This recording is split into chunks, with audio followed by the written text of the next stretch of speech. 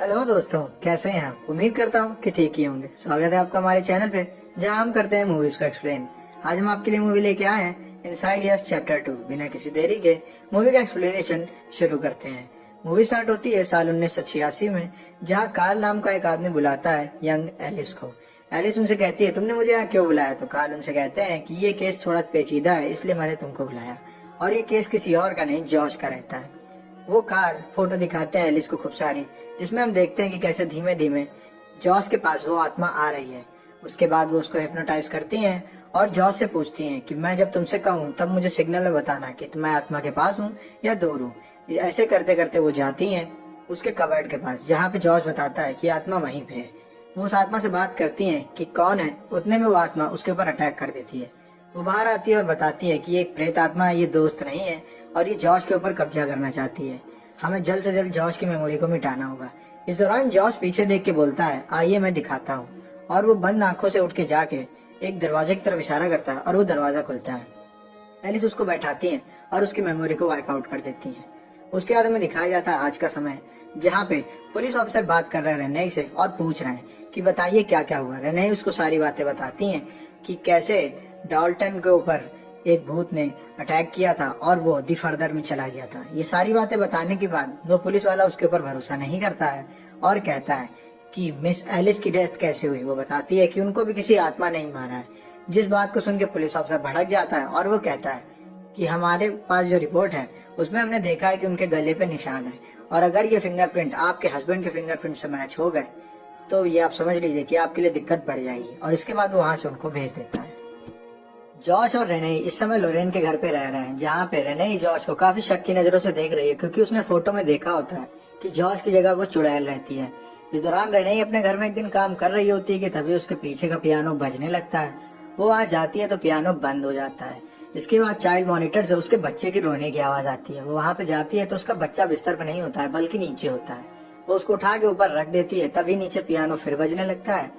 वो नीचे जाती है तो वहाँ पे रखा चाइल्ड वॉकर भी बजने लगता है, जिस वजह से वो सारी बातें बताती है जॉश को। उससे कहती है कि मैंने आज फिर पैरानॉर्मल एक्टिविटीज को फील किया। जॉश उसकी बातों को टाल देता है और कहता है कि हमें फिर से नॉर्मल जीना होगा।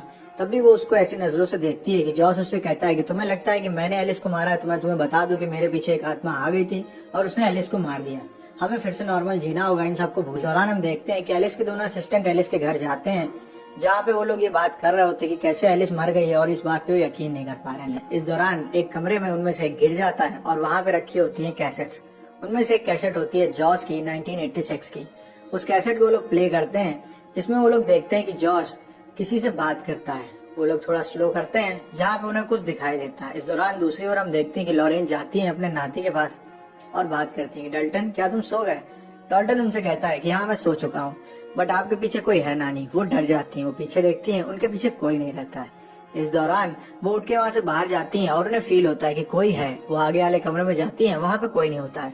तभी वहां पे रखा वॉकर अपने आप बजने लगता है और उनके पीछे से एक औरत निकलती है। वो उसका पीछा करती है और शीशे में देखती है तो वहाँ एक औरत खड़ी रहती है और दरवाजा बंद हो जाता है। दरवाजा खुलते ही वहाँ पे जॉश होता है। वो जॉश से चिपक के रोने लगती है और कहती है मैंने आज फिर उसको देखा। जिसके बाद जॉश कहता है मॉम इन सबको भुला दीजिए, अगर आपने ये सब बातें रेने के सामने की तो वो फिर से बातों को बतंगड़ बनाने लगेगी और हम लोग नॉर्मली नहीं जी पाएंगे। अगले दिन हम देखते हैं कि डॉल्टन बात कर रहा होता है अपनी मदर से। वो बताता है कि नानी रात में मेरे कमरे में आई थी और मैंने उनके पीछे एक आत्मा को फेल किया था। उसके बाद मैंने अपनी नींद खोली और मैं उठ के गया तो मैंने देखा कि फादर किसी से बात कर रहे थे और कह रहे थे कि तुम यहाँ क्या कर रही हो, यहाँ से चली जाओ।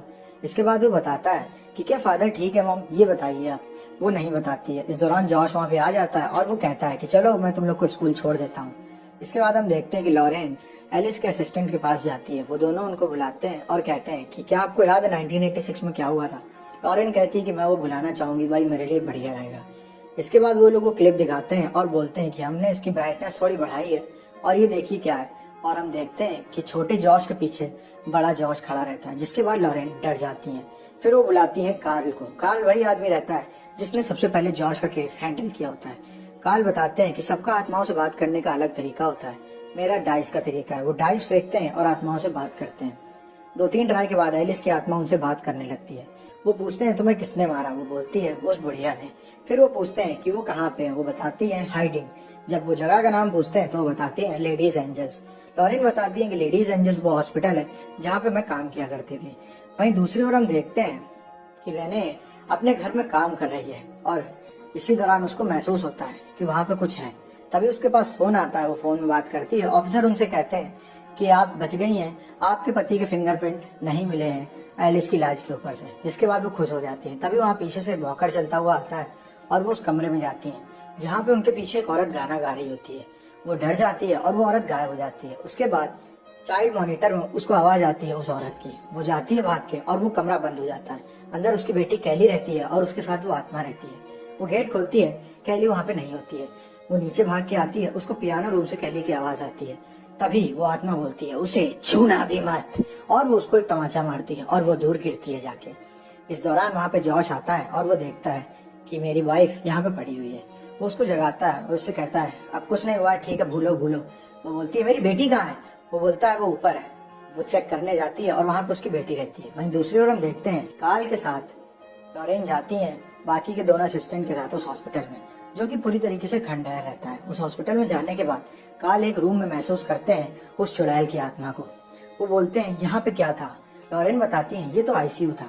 फिर वो बताती है कि मैं यहाँ पे एक बार आई थी जॉश के साथ जब वो छोटा था। तब यहाँ पे एक मरीज था पार्कर, जिसने कि जॉश के ऊपर अटैक कर दिया था।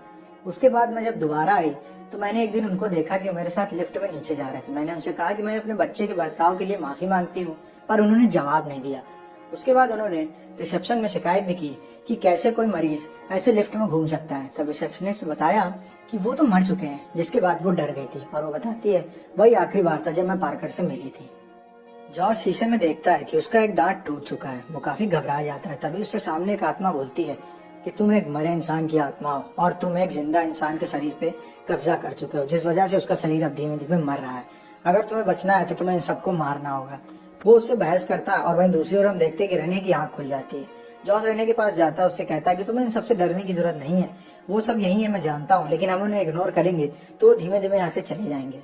तभी नीचे रखा पियानो बजने लगता है। रेने और जॉस वहाँ जाते हैं। रेने कहती है कि ये तो वही धुन है जो मैंने बनाई थी, तुम्हें याद कैसे नहीं है? जॉस उसे कहता है कि 5-6 दिन में इतना कुछ हो चुका है जिस वजह से मुझे कुछ भी याद करना मुश्किल है।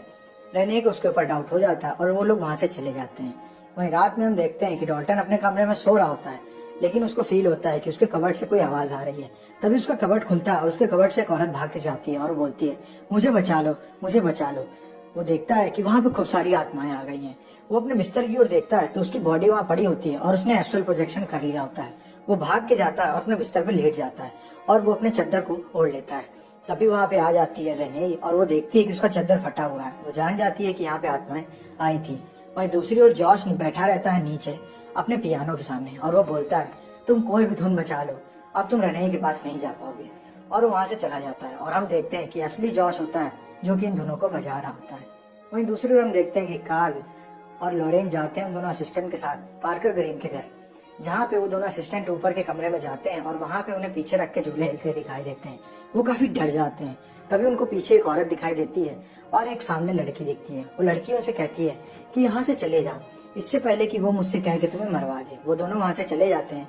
वहीं नीचे हम देखते हैं कि कार्ल इन्वेस्टिगेट कर रहे होते हैं कि उनके ऊपर का झूमर हिलने लगता है। लॉरेन वहाँ पे आ जाती है और वो झूमर जैसे लॉरेन के ऊपर गिरने वाला होता है, कार्ल उन्हें बचा लेता है। कार्ल को डाउट हो जाता है कि ये एलिस नहीं, ये किसी और का काम है। वो डाइस चलाते हैं और उन्हें पता चलता है कि ये एलिस नहीं, वो चुड़ैल की आत्मा रहती है जो जॉश के पीछे पड़ना चाहती थी। वो दोनों असिस्टेंट वहाँ पे आ जाते हैं और तभी वहाँ के सारे दरवाजे बंद हो जाते हैं। पीछे अलमारी से एक आवाज आती है। जब वो गेट खोलते हैं तो वो देखते हैं कि वहाँ पे 15 लाशें पड़ी हुई हैं। फिर वो देखते हैं कि ये किसी और का नहीं, ब्राइड इन ब्लैक का काम रहता है। ब्राइड इन ब्लैक एक स्कैंडल हुआ होता है जिसमें कि 15 लोगों को गायब कर दिया होता है और इन 15 लड़कियों को बुरी तरीके से मार दिया गया होता है। और ये कोई और नहीं, पार्कर का काम होता है और इससे ये उसकी माँ करवाती है जो कि वो चुड़ैल रहती है। उसके बाद हम देखते हैं कि रेने अपने घर जा रही होती है कि उसको लॉरेन रोक लेती है। वो उससे पूछती है कि बच्चे कहाँ हैं? वो बताती है कि मैं उनको स्कूल में छोड़ के आई हूँ। वो बोलती है ठीक है, मेरे साथ चलो। वो उसकी बेटी कैली और लॉरेन के साथ वहां से निकल जाती है। हम देखते हैं कि कार्ल उन दोनों असिस्टेंट के साथ ये डिसाइड करते हैं कि हम अंदर जाके बात करेंगे एलिस की डेथ के बारे में जॉश से। वो अंदर जाते हैं और जॉश से मिलते हैं। जॉश का शरीर काला पड़ गया होता है क्योंकि उसकी धीमे धीमे डेथ हो रही होती है। वो जॉश से पूछते हैं कि एलिस की डेथ कैसे हुई थी। जॉश उसको बताता है कि एक आत्मा आई थी और उन्होंने एलिस को मार दिया था। इस दौरान वो देख लेते हैं कि नीचे एक दांत पड़ा हुआ है। जॉश बोलते हैं आप कुछ पिएंगे नहीं, वो बोलते हैं पानी ले आइए। वो पानी लेने चला जाता है और वो अपना इंजेक्शन निकालते हैं। उनका ये प्लान होता है कि वो जॉश को गिरा देंगे और उसको इंजेक्शन से बेहोश कर देंगे, जिसके बाद असली जॉश की आत्मा उसके अंदर चली जाएगी। तभी वहाँ पे जॉश आ जाता है और हाथ में पीछे कुछ रखे रहता है। वो पूछते हैं तुम्हारे हाथ में पीछे क्या है, वो नहीं बताता है। वो अपने डाइस चला के फेंकते हैं और नाम लेते हैं जॉश की जगह पार्कर का, और वहाँ पे लिख के आता है नाइफ। वो नाइफ से उनके ऊपर अटैक कर देता है और तभी वो दोनों असिस्टेंट भी वहाँ पे आ जाते हैं। वो लोग इंजेक्शन लेते हैं, बट जॉश उस इंजेक्शन को एक असिस्टेंट के लगा देता है और दूसरे को वो बेहोश कर देता है।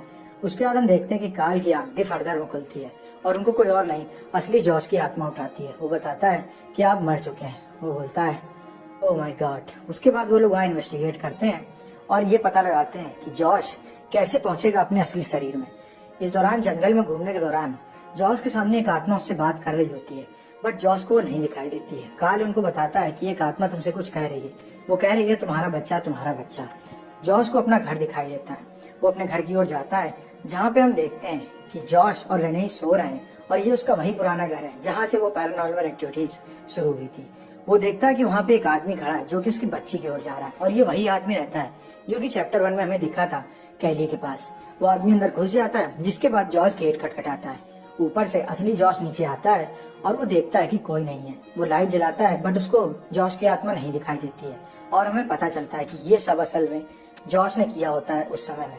दी फर्दर में आप टाइम में आगे पीछे कहीं भी जा सकते हैं। जॉश उस आदमी के पास जाता है जो कि उसकी बेटी के पास होता है। उन दोनों की लड़ाई होती है जिसमें जॉश मार खा रहा होता है। तभी एलिस आके जॉश को बचा लेती है। वो जॉश से कहती है कि तुम अकेले ऐसे हो जिसको पता है कि वो बूढ़ी औरत की आत्मा कहाँ पे रहती है। जॉश बोलता है मेरी मेमोरी वाइप आउट हो चुकी है, जिस वजह से मुझे नहीं पता है। वो बोलती है हम चलते हैं मेमोरी वाइप आउट से पहले, और वो लोग जाते हैं 1986 में, जहाँ पे वो लोग यंग जॉश से पूछते हैं कि कहाँ पे है उस बूढ़ी का घर, और जॉश उस कमरे की ओर इशारा करता है और वो लोग दरवाजा खोल के उस कमरे में चले जाते हैं। वहाँ अंदर जाने के बाद वो देखते हैं कि वो पार्कर ग्रीन का ही घर रहता है, जहाँ पे पार्कर ग्रीन बैठा रहता है। वो एक छोटा सा बच्चा रहता है जिसको कि उसकी मॉम ने लड़की बनाया होता है। उसकी मॉम को लड़कियां पसंद होती हैं, इसलिए वो पार्कर ग्रीन को लड़की की तरीके रखती थी। वो उसको टॉर्चर करती है। तभी हम देखते हैं कि वो बात करने लगती है एलिस और काल से, और वो उन दोनों को फेंक देती है दूसरे कमरे में, और वो जॉश के साथ उस कमरे में अकेले हो जाती है ताकि वो जॉश को हरा सके। जॉश पीछे मुड़ता है और वो देखता है कि वहाँ पे 15 लाशें खड़ी हैं, जो कि वही होती हैं जिनको पार्कर ग्रीन ने मारा होता है। वहीं दूसरी ओर हम देखते हैं कि रेने पहुंचती है लॉरेन के साथ घर में, जहाँ पे जॉश बैठा रहता है। वो उसे कहती है कि यहाँ पे मेरे दोस्त कार लाया था। तभी जॉश के हाथ से एक डाइस गिरता है, जिसको कि देख के वो लोग डर जाते हैं। वो लोग वहां से भागते हैं और जॉश उनको मारने के लिए पीछे आता है। रेने एक कमरे में बंद करती है लॉरेन को और वहां से आगे निकल जाती है। जॉश कहता है तुमको मैं बाद में देखूंगा, पहले मैं रेने को मारूंगा। वो रेने को लगभग पकड़ लेता है और मारने वाला होता है कि तभी वहां पे आ जाते हैं डॉल्टन और फॉस्टर। वो अटैक कर देते हैं जॉश के ऊपर और वहां से लेके अपनी मदर को भागते हैं स्टोर रूम में। वो स्टोर रूम में लगभग आने वाला होता है कि डॉल्टन बोलता है कि मैं एक काम करता हूँ, मैं जाता हूँ दी फर्दर में और अपने पापा को लेके आता हूँ वहां से। वो बोलती है ठीक है। वो उधर फर्दर में चला जाता है और हम देखते हैं कि जॉश लगभग आने ही वाला होता है कि तभी वो वहाँ पे वो दोनों असिस्टेंट आ जाते हैं। वो दोनों उसके ऊपर अटैक करते हैं, बट जॉश इतना ताकतवर होता है कि उन दोनों को हरा देता है। वो एक हथौड़ा उठाता है और लगभग मारने ही वाला होता है डॉल्टन के मुंह पे कि हम देखते हैं कि वो आत्मा दूसरी ओर अटैक कर देती है जॉश के ऊपर दी फर्दर में। जॉश उससे हार रहा होता है कि तभी दूसरी ओर एलिस को दिखता है पार्कर ग्रीन का यंगर वर्जन। वो उससे कहती है कि तुम हमारी मदद करो। पार्कर ग्रीन का यंगर वर्जन गेट खोल के उसकी मदद करता है और वो दोनों जाके उस बूढ़ी की आत्मा को मारते हैं और मार देते हैं। इस दौरान जॉश भी डिस्कनेक्ट हो जाता है अपनी माँ से और पार्कर ग्रीन बेहोश हो जाता है। और फिर हम देखते हैं कि जॉश काल के साथ वहां से भाग जाता है। एलिस उनसे कहती है कि तुम दोनों जिंदा हो, अभी मरे नहीं हो, और वो लोग वहां से आगे निकल जाते हैं। वो लोग भटक जाते हैं कि जाए कहाँ। तभी वहां पे आ जाता है डॉल्टन। डॉल्टन कहता है मेरे पीछे आइए, और वो उनको ले जाता है उनके बॉडी में। और इसके बाद हम देखते हैं कि जॉश अपनी बॉडी में वापस आ जाता है। रेने उसके ऊपर भरोसा नहीं करती है, पर वो ऐसी बातें बताता है जिसके बाद वो लोग एक दूसरे पे यकीन करने लगते हैं। इसके बाद हम देखते हैं कि काल उन दोनों की मेमोरी को वाइप कर देता है, जिससे कि वो लोग एस्ट्रल प्रोजेक्शन ना कर सकें और आत्माओं की दुनिया में ना जा सकें। मूवी यहीं पे खत्म हो जाती है। अगर आपको वीडियो अच्छी लगे तो वीडियो को लाइक करें, चैनल को सब्सक्राइब करें।